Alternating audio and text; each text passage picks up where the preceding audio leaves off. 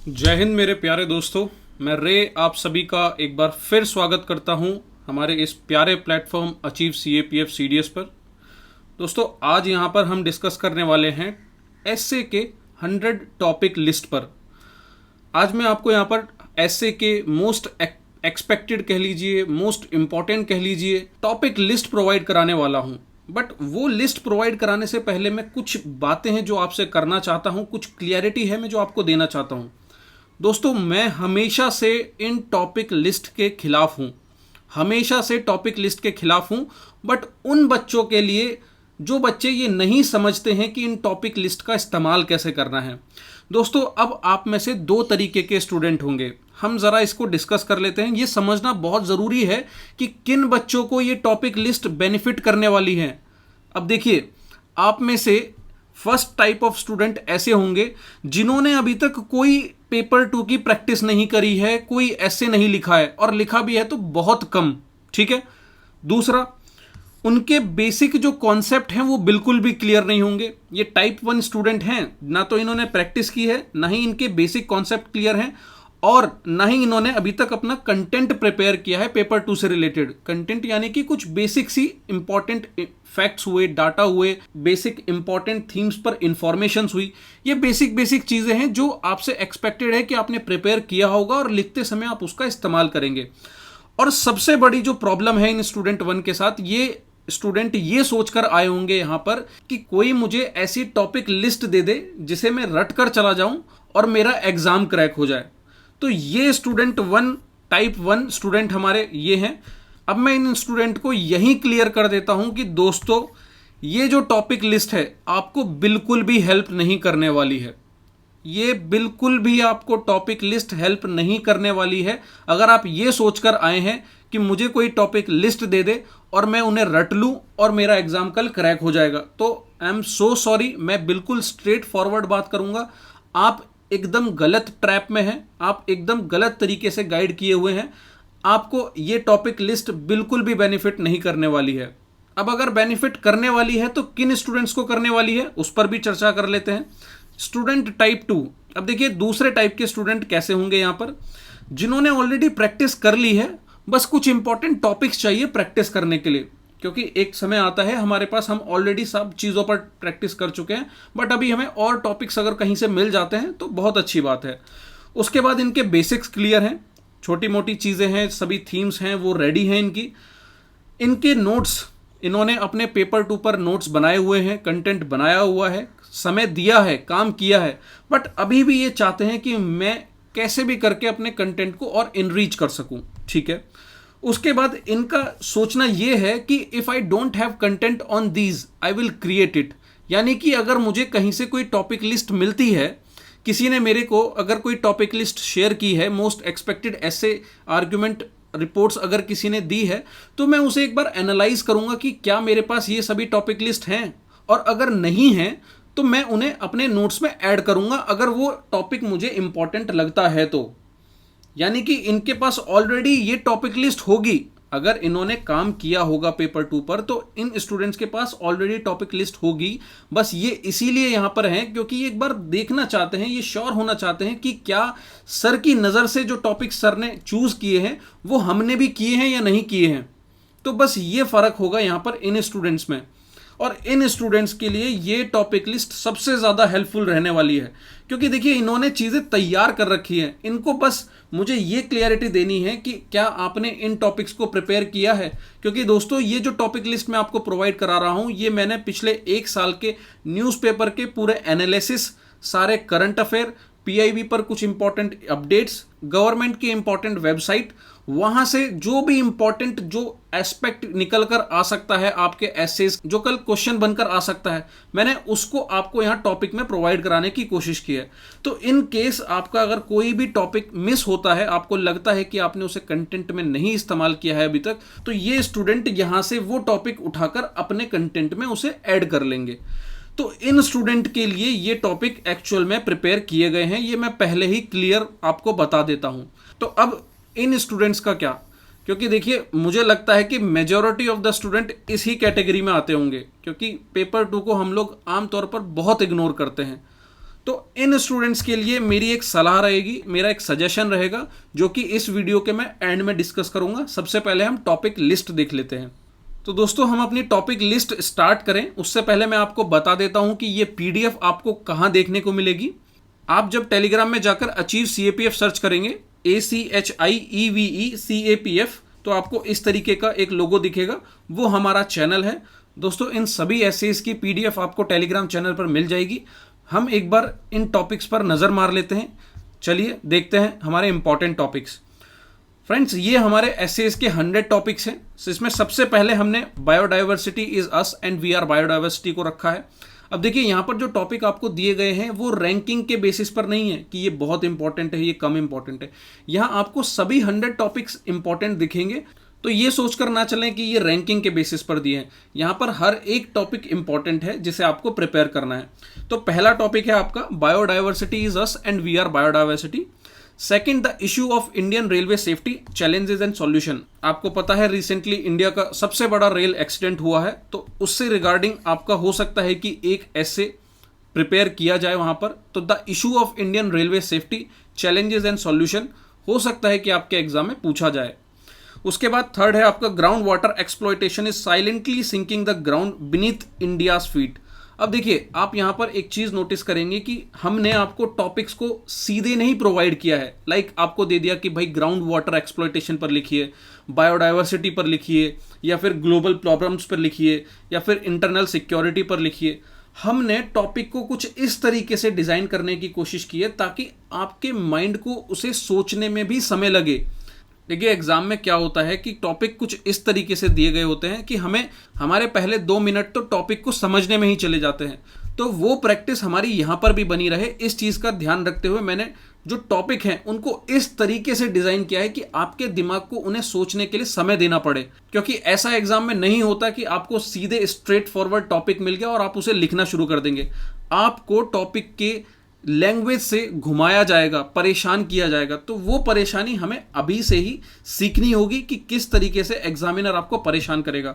अब जैसे आप यहाँ थर्ड टॉपिक की लैंग्वेज देखेंगे कि कितने प्यारे तरीके से इस ग्राउंड वाटर एक्सप्लॉयटेशन के टॉपिक को यहाँ पर पूछा गया है। Ground water exploitation is silently sinking the ground beneath India's feet. उसके बाद new parliament building represent aspiration of new India. Next topic है Buddha's teaching can solve most contemporary global problems. अब देखिए, यहाँ पर ग्लोबल प्रॉब्लम्स की भी बात हो गई और उससे रिलेटेड टीचिंग्स, जो बुद्धा ने कुछ ऐसे टीचिंग्स दी हैं जो हम कंटेम्प्रेरी ग्लोबल प्रॉब्लम्स को सॉल्व करने के लिए कैसे इस्तेमाल कर सकते हैं। तो 2 चीज़ें आपस में कनेक्ट की हैं और इसका रिलेवेंस क्या है। अभी रिसेंटली इंडिया में ग्लोबल बुद्धिस्ट कॉन्फ्रेंस हुई थी, वहां पर मोदी जी ने बहुत प्यारा ये स्टेटमेंट दिया था जो कि क्वेश्चन बनकर आ सकता है, या फिर इसको आप किसी भी ग्लोबल प्रॉब्लम के ऐसे में एक पैराग्राफ बनाकर भी इस्तेमाल कर सकते हैं। ठीक है, तो उसके बाद हम देख लेते हैं with reference to India internal security and external security both are intertwined. अब दोस्तों, इंटरनल सिक्योरिटी पर एक ऐसे आ चुका है, एक्सटर्नल सिक्योरिटी पर एक ऐसे आ चुका है, बट अभी तक दोनों को कंबाइंड करके एक ऐसे नहीं पूछा गया है। तो हमने सोचा कि हो सकता है कि आपको एक ऐसे इस तरीके से प्रिपेयर करके दिया जाए जो चांसेस है कि पेपर में भी कल पूछा जा सकता है। इंटरनल सिक्योरिटी और एक्सटर्नल सिक्योरिटी दोनों एक दूसरे से किस तरीके से लिंक्ड हैं। तो दोस्तों, आपको ये चीज़ समझनी होगी कि जो अभी रिसेंट ऐसे बनाने का यूपीएससी का ट्रेंड है उसमें एक बदलाव आया है। और वो बदलाव क्या है कि यूपीएससी ने अब 2 थीम्स को आपस में लिंक करके पूछना शुरू कर दिया है। अब ऐसा आपको नहीं देखने को मिलेगा कि यूपीएससी सिर्फ एक थीम पर, किसी भी एक टॉपिक पर स्ट्रेट फॉरवर्ड क्वेश्चन पूछ रही है। यूपीएससी उस एक थीम को किसी दूसरी थीम से लिंक करके उसके इम्पैक्ट, उसका रोल, या फिर उस पर पड़ने वाले उसके प्रभाव, किसी भी तरीके से 2 थीम्स को लिंक करके आपसे क्वेश्चन पूछ रही है। तो आप भी इस चीज़ को ध्यान रखें। जैसे आपने यहाँ देखा कि किस तरीके से इंटरनल सिक्योरिटी और एक्सटर्नल सिक्योरिटी दोनों एक दूसरे से कनेक्टेड है, ये यहाँ पर पूछा हुआ है। तो पहले आपसे किस तरीके से पूछा जाता था कि सिर्फ इंटरनल सिक्योरिटी पूछ लिया या एक्सटर्नल सिक्योरिटी पूछ लिया, बट अब चांसेस हैं कि दोनों को लिंक करके क्वेश्चन बन के आ जाए आपसे। उसके बाद 7th है in India's context both human intelligence and technical intelligence are crucial in combating terrorism. Same उसी तरीके से। नेक्स्ट है आपका opaque political financing could cost democracy dear. अब देखिए, यहाँ पर आप जनरली देखेंगे टॉपिक मेंशन किया जाता है पॉलिटिकल फंडिंग, ठीक है, बट हमने उसको एक सिंपल स्ट्रेट फॉरवर्ड टॉपिक ना देकर थोड़ा सा आपके साथ लैंग्वेज में खेला है किस तरीके से आप यहाँ पर देख सकते हैं, हमने पूछा है कि opaque political financing could cost democracy dear, कि किस तरीके से आपकी जो पॉलिटिकल फाइनेंसिंग है, जो ओपेक है, वो आपकी डेमोक्रेसी को, आपके लोकतंत्र को हार्म कर सकती है, कैसे आपकी डेमोक्रेसी के लिए महंगी पड़ सकती है। तो हमने वो पॉलिटिकल फाइनेंसिंग और उसका पड़ने वाला डेमोक्रेसी पर प्रभाव, ये दोनों को आपस में लिंक किया है। इस तरीके से आपको यहाँ पर आपको सोचना भी पड़ेगा, आपको उसको लिखना भी पड़ेगा। तो आपको ऐसा नहीं है कि हमने यहाँ पर टॉपिक आपको स्ट्रेट फॉरवर्ड दिया है, हमने उनको लैंग्वेज में इस तरीके से क्रिएट किया है ताकि आपको 2 मिनट उसको सोचने में भी टाइम देना पड़े, और वही यूपीएससी भी आपके साथ एग्जाम में करेगा। नेक्स्ट है आपका Naxalism still a grave threat to internal security. अब आपको पता है कि रिसेंटली नक्सलिज्म का एक और रिसेंट अटैक देखने को मिला। उसके बाद private sector participation will provide catalyst to India space sector. अब देखिए, हो सकता था कि मैं आपको डायरेक्ट इंडिया स्पेस सेक्टर करके एक टॉपिक दे देता जो कि एकदम स्ट्रेट फॉरवर्ड होता, बट जैसा कि मैंने कहा, हमने नोटिस किया है कि यूपीएससी स्टेटमेंट के साथ थोड़ा सा खेलना शुरू कर दिया है, चाहे वो पेपर 1 हो पेपर 2। तो हमने भी यहाँ पर आपको स्टेटमेंट बेस्ड एक ऐसे प्रिपेयर करके दिया है कि private sector participation will provide catalyst to India space sector. ठीक है, तो मुझे लगता है कि आपको ये समझ में आ रहा होगा कि ये जो स्टेटमेंट बेस्ड ऐसे हैं या फिर जो भी टॉपिक हमने ऐसे के लिए हैं वो कितने इंपॉर्टेंट हैं। नेक्स्ट है आपका hunger not only affect human physically but emotionally too. अब आप ये देख सकते हैं कि कितना इंपॉर्टेंट ऐसे है और किस तरीके से हमने आपको इसे डिजाइन किया है। Institution of patriarchy has done harm to man also, though globalisation has been for the benefit of humanity, it also has negative impact on society. ठीक है, कनेक्शन किया है 2 चीजों में। Only sustainable growth can arrest global warming, technological advancement will aid in maintaining peace at border, without conducive environment demographic dividend may turn into demographic disaster. ठीक है, air pollution is deadlier then cancer for India. ठीक है, data as the new oil, modernising agriculture is the need of the hour, democracy and its structural slippages. Next देख लेते हैं, the human spirit must prevail over technology, 75 years of peacekeeping, India's contribution to UN peacekeeping mission, give your opinion on the relevance of Keshavananda Bharati case. हो सकता है कि आपको ये लगे कि ये इररिलेवेंट है, बट दोस्तों मैं आपको बता देता हूँ कि केशवानंद भारती केस को पूरे 50 साल हो चुके हैं और इस साल के टॉपिक्स में ये एक इम्पॉर्टेंट टॉपिक हो सकता है। तो आपको इसका रिलेवेंस आपको ये पता होना चाहिए, इसको आप लिखना थोड़ा सा आप समझ लें। उसके बाद technology has a key role to play in security of nation, then role of border communities in maintaining peace at border, ये भी एक बहुत अच्छा topic. Patriarchy is the least noticed yet the most significant structure, India's growing water crisis, the seen and the unseen, when degree lost their worth, our planet is one but our efforts have to be many, one earth many efforts, digitisation of education system and its impact. तो इस तरीके से पूरे 100 topic हैं, मैं सभी तो नहीं आपको पढ़कर बता सकता, बट आप अब यहाँ देख सकते हैं, नहीं तो वीडियो काफ़ी लंबा हो जाएगा हमारा। तो ये आपके 41 से लेके 50 तक अगले 10 टॉपिक हैं। उसके बाद आपके 51 से लेकर 60 तक ये नेक्स्ट टॉपिक है, ये आपके पूरे 60 तक। देन आपके 61 से लेके नेक्स्ट 70 तक। इसकी पीडीएफ आपको मैंने बता ही दिया है कि अचीव सीएपीएफ के टेलीग्राम चैनल पर आप इसे ज्वाइन कर लें, इसकी पीडीएफ वहाँ पर आपको प्रोवाइड करा दी जाएगी। अब देखिए, ये rationalisation of NCERT's curriculum is the need of the hour. हो सकता है एक टॉपिक आपसे पूछा जाए, India's contribution to the world wisdom, hill और city urban planning can not be an afterthought. Next देख लेते हैं। नेक्स्ट है हमारा 81 से लेकर 100 तक के नेक्स्ट 10 टॉपिक्स, ये आपके सामने है। और लास्ट पेज आपका 91 से 100, ये आपके पूरे टोटल 100 टॉपिक्स है। तो ये पूरे 100 टॉपिक्स है जो कि आपको टेलीग्राम चैनल पर प्रोवाइड करा दिए जाएंगे। इन टॉपिक्स को तैयार करके रखिएगा। जिन्होंने ऑलरेडी प्रैक्टिस की हुई है वो इनको थोड़ा थोड़ा प्रैक्टिस करना शुरू करें। ऑलरेडी आपने अगर थोड़ा आपने पेपर 2 पर काम किया है तो ये श्योर है कि इनमें से 50% टॉपिक्स आपके ऑलरेडी तैयार होंगे। जो भी टॉपिक्स आपको लग रहा है नया है, जो लग रहा है कि हाँ इस पर क्वेश्चंस आ सकते हैं, ये एक ऐसी थीम है जो मैंने अभी तक प्रिपेयर नहीं किया, उसे कृपया करके प्लीज़ प्रिपेयर करें, क्योंकि ये बहुत इंपॉर्टेंट टॉपिक्स हैं। ये ऐसे ही कहीं से भी टॉपिक्स नहीं उठाए गए हैं, इन्हें बहुत एनालिसिस करने के बाद ये टॉपिक आपको प्रोवाइड किए गए हैं, तो प्लीज़ इन्हें तैयार रखें। तो चलिए अब यहाँ पर हम बात कर लेते हैं उन स्टूडेंट 1 की जिन्होंने ना तो अभी तक प्रैक्टिस स्टार्ट की है, ना ही उनके कॉन्सेप्ट क्लियर है, ना ही उन्होंने कंटेंट प्रिपेयर किया है, और वो ये सोचकर यहाँ पर इस वीडियो को देख रहे हैं कि मैं इन टॉपिक्स को रट लेता हूँ तो मेरा एग्जाम क्रैक हो जाएगा। तो देखिए, आपके लिए मेरा एक सजेशन रहेगा दोस्तों, आपको 3 चीज़ों पर ज़्यादातर ध्यान देना है। अब वो चाहे स्टूडेंट 1 हो, स्टूडेंट 2, हमेशा याद रखिए पेपर 2 में इन 3 चीज़ों पर सबसे ज़्यादा फोकस करना है कभी भी। पहला है कंटेंट, दूसरा है राइटिंग स्किल, और तीसरा है थॉट प्रोसेस। अब दोस्तों ये ऐसा नहीं है कि ये आइसोलेटेड हैं कि आपने सिर्फ कंटेंट प्रिपेयर कर लिया और आपको लिखना आ गया, नहीं, ये तीनों चीज़ें आपस में इंटरलिंक्ड हैं। कैसे? मान लीजिए आपके पास कंटेंट तो बहुत है पर आपके पास राइटिंग स्किल नहीं है, तो आप उस कंटेंट को लिख ही नहीं पाएंगे। आप लिखेंगे कैसे जब आपके पास राइटिंग स्किल ही नहीं है, आपको ग्रामर की नॉलेज नहीं है, आपको लिखना नहीं आता है, आपको हेजिटेशन है लिखने का, तो आप उस कंटेंट को कभी लिख ही नहीं पाएंगे। तो इसीलिए आपको राइटिंग स्किल भी आनी ज़रूरी है। बट ऐसा भी नहीं हो कि सिर्फ राइटिंग स्किल आती है, कंटेंट नहीं है। अगर कंटेंट नहीं है तो अपनी राइटिंग स्किल से आप लिखेंगे क्या? आपके पास कंटेंट ही नहीं है, आप तो लिखेंगे क्या?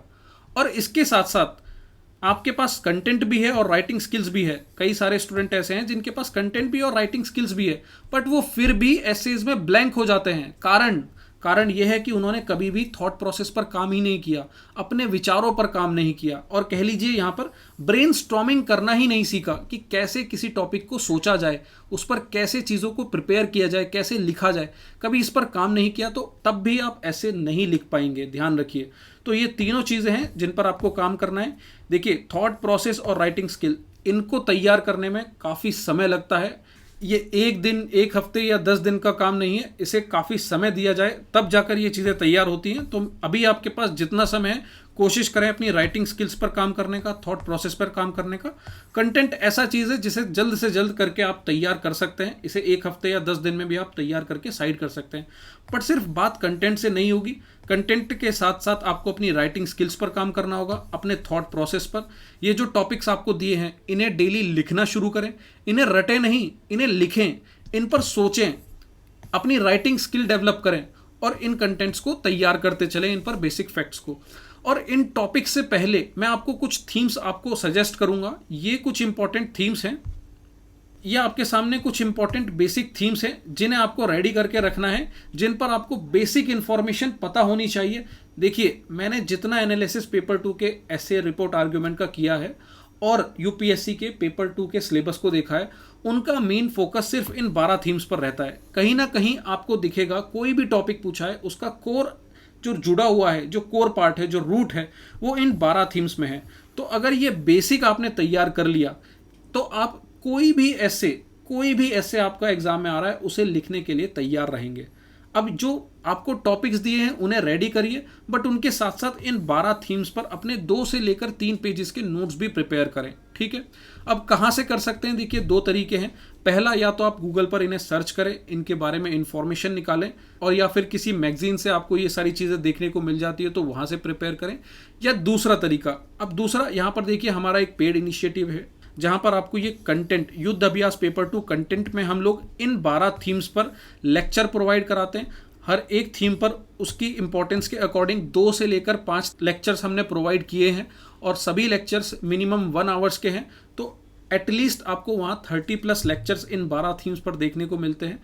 तो हम लोग यहाँ पर आपको थीम्स, क्वालिटी इनरिचमेंट मटेरियल और विजन की मॉडिफाइड पेपर 2 की मैगजीन, यानी कि आपके कंटेंट से लेकर जितनी भी चीज़ की ज़रूरत आपको है वो सब आपको यहाँ देखने को मिलेगी, वो भी आपके सिर्फ 999 के कॉस्ट पर। ये अभी 50% ऑफ का ऑफर चल रहा है। तो यहाँ पर आपको सारा का सारा कंटेंट रिलेटेड जो काम है वो यहाँ देखने को मिलेगा। इसके बाद कंटेंट के बारे में आपको नहीं सोचना है, और साथ में ग्रामर की प्रैक्टिस। तो ये आपका रहा कंटेंट से रिलेटेड बात। बट अभी भी देखिए, यहाँ पर 2 चीज़ मिसिंग है, राइटिंग स्किल और थॉट प्रोसेस। ध्यान रखिए दोस्तों, कंटेंट आपको हर कोई दे देगा, बट आपकी राइटिंग स्किल और थॉट प्रोसेस वो कोई नहीं दे सकता, वो सिर्फ आपकी प्रैक्टिस से आएगा। तो कंटेंट जब आपको मिल जाएगा तो आपको राइटिंग स्किल के लिए प्रैक्टिस करना है, थोड़ा सोचना है, थॉट प्रोसेस को डेवलप करना है। ये आपको कोई नहीं खरीद कर दे सकता, ये कहीं आपको नहीं मिलेगा, ये आपको खुद आपको डेवलप करना पड़ेगा, ठीक है। और इसके साथ साथ अगर आपको कंटेंट के साथ साथ अपनी टेस्ट सीरीज, यहाँ पर आपको टेस्ट सीरीज भी देखने को मिलेंगी, बट इवैल्यूएशन नहीं है कंटेंट वाले ग्रुप में। अगर आपको उनका इवैल्यूएशन भी कराना है तो वो आपके लिए ये दूसरा बैच है जो आपको ज्वाइन करना पड़ेगा विद इवैल्यूएशन, क्योंकि इवैल्यूएशन में टाइम लगता है, मेहनत लगती है, तो इसके चार्जेस भी अलग रहेंगे। तो ये है हमारी तरफ से जो आपको कंटेंट और इवैल्यूएशन में हम हमारी तरफ से मदद कर सकते हैं। और इनकेस अगर आप इसे खुद से भी प्रिपेयर कर सकते हैं ऑनलाइन अपने गूगल सर्च के थ्रू, तो वहां से करें, बट इतना काम जरूर करें, इन थीम्स को रेडी रखें और जो आपको 100 टॉपिक्स दिए उन्हें रेडी रखें। मिनिमम इतना काम जरूर लेकर चलें दोस्तों। सो थैंक यू दोस्तों हमारी इस वीडियो को बहुत ध्यान से सुनने के लिए। आज के लिए हमारा ये टॉपिक यहीं ख़त्म होता है। अब हम फिर हमारी एक और नई एक बेहतर कंटेंट के साथ बेहतर वीडियो में मिलेंगे। तब तक के लिए अपना ध्यान रखें, पढ़ते रहें, मुस्कुराते रहें। जय हिंद।